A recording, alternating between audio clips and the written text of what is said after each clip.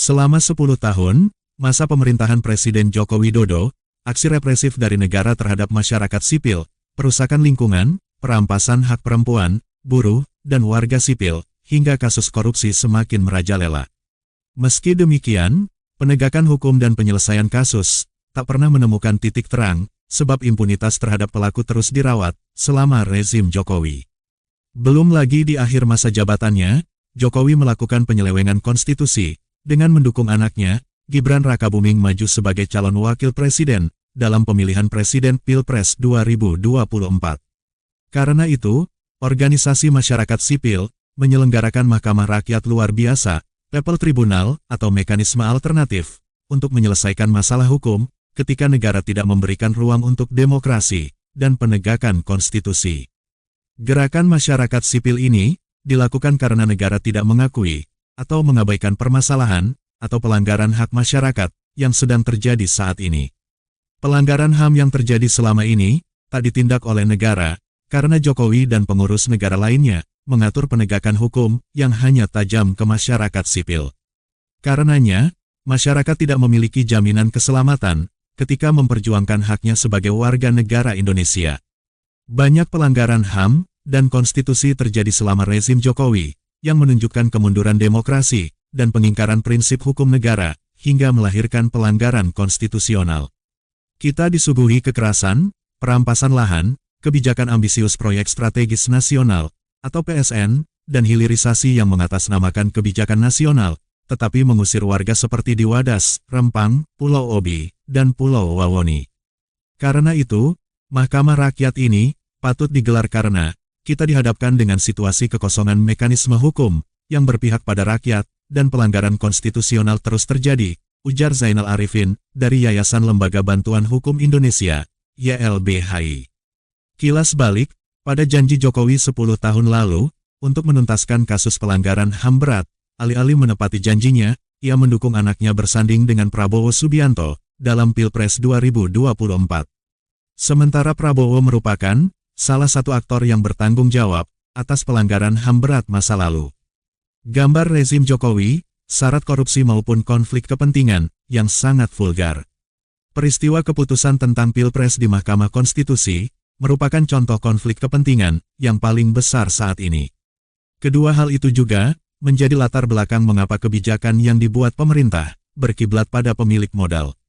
Banyak kebijakan yang dihasilkan rezim Jokowi tidak berpihak pada publik. Demokrasi dihabisi untuk mempertahankan kepentingan. Kursi kabinet syarat kontestasi kepentingan bisnis, yang akhirnya mempengaruhi sistem legislatif, eksekutif, dan yudisial, kata Ahmad Asyofbiri, dari Bersihkan Indonesia. Tuntutan Mahkamah Rakyat Luar Biasa. Program pembangunan ala Jokowi, atau nawacita yang mengakibatkan maraknya ketidakadilan, menjadi 9 dosa, atau nawadosa, yang disampaikan dalam Mahkamah Rakyat Luar Biasa. Dosa pertama merupakan perampasan ruang dan penyingkiran masyarakat yang terjadi akibat ambisi investasi Jokowi. Untuk melancarkan bisnisnya, pemerintah menggunakan kata eko atau green agar menciptakan citra ramah lingkungan yang sesungguhnya menimbulkan kerusakan ekologis dan permasalahan sosial seperti pembangunan IKN. Kedua, kekerasan, persekusi, kriminalisasi, dan diskriminasi terhadap masyarakat yang menuntut dan membela haknya, seperti kasus Wadas, Rempang, hingga kriminalisasi buruh. Fenomena no viral no justice pun menjadi contoh besar aparat penegak hukum tidak memproses laporan pelanggaran sebelum laporan tersebut viral.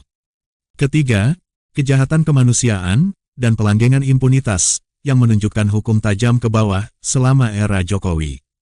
Kasus kekerasan terhadap masyarakat di Papua hingga peristiwa Kanjuruhan yang menelan ratusan korban jiwa menjadi contoh nyata impunitas yang membuat kasus pelanggaran hak sipil tak pernah dituntaskan akibat pembiaran dari pemerintah. Impunitas yang melenggang bebas selama rezim ini memberikan ruang untuk melakukan kesalahan secara terus-menerus karena tidak ada mekanisme penghukuman. Karenanya, pelanggaran HAM yang terjadi difasilitasi oleh negara.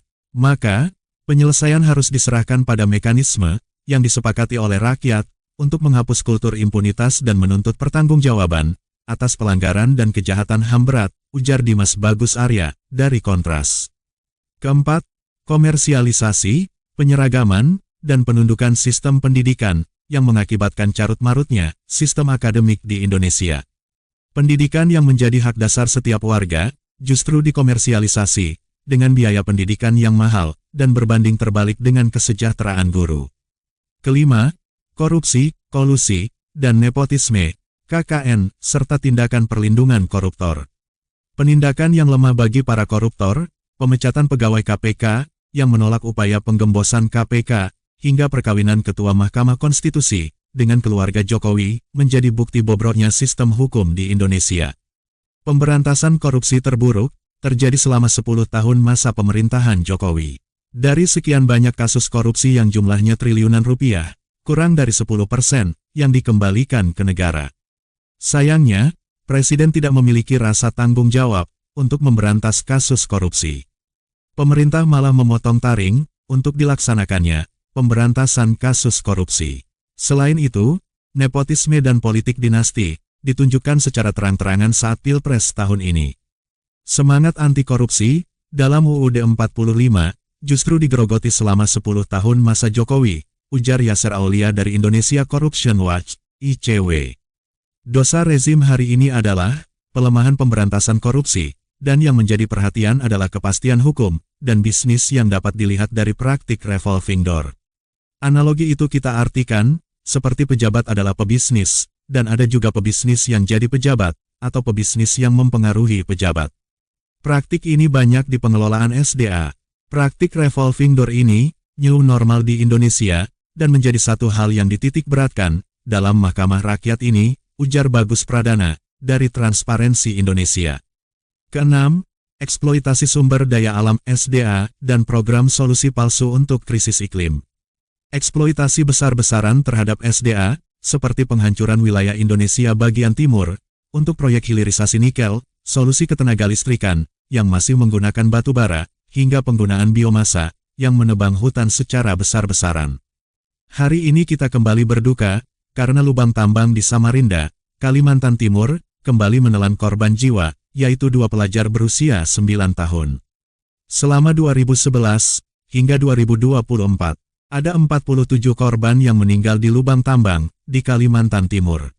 Jumlah yang tinggi tersebut hanya di satu tempat saja, belum di lubang-lubang tambang yang lain. Di sektor pertambangan, seperti tambang nikel, jumlah pekerja yang meninggal dunia karena keselamatan pekerja yang tidak diprioritaskan. Pembiaran keselamatan pekerja industri yang terus menelan korban jiwa, sistem kerja mitra untuk ojek online, dan hak-hak pekerja rumah tangga yang tak kunjung menemukan titik terang. Kedelapan, pembajak legislasi, seperti UU ITE, Omnibus Law, Bank Tanah, Perpu Ormas, UU Minerba, hingga RKUHP yang mempersempit demokrasi, dan meningkatkan kekerasan atas masyarakat sipil. Kesembilan, militerisme dan militerisasi, untuk mengamankan proyek investasi, dengan label PSN, sehingga pemerintah mengirimkan TNI untuk melindungi proyek para pengusaha. 10 tahun masa pemerintahan Jokowi, banyak meninggalkan nawadosa. Berangkat dari sini, rakyat akan menggugat pemerintahan rezim Joko Widodo dalam Mahkamah Rakyat. Pekan ini Mahkamah Rakyat akan memanggil secara resmi lewat surat, dan yang tergugat harus menjawab panggilan kami.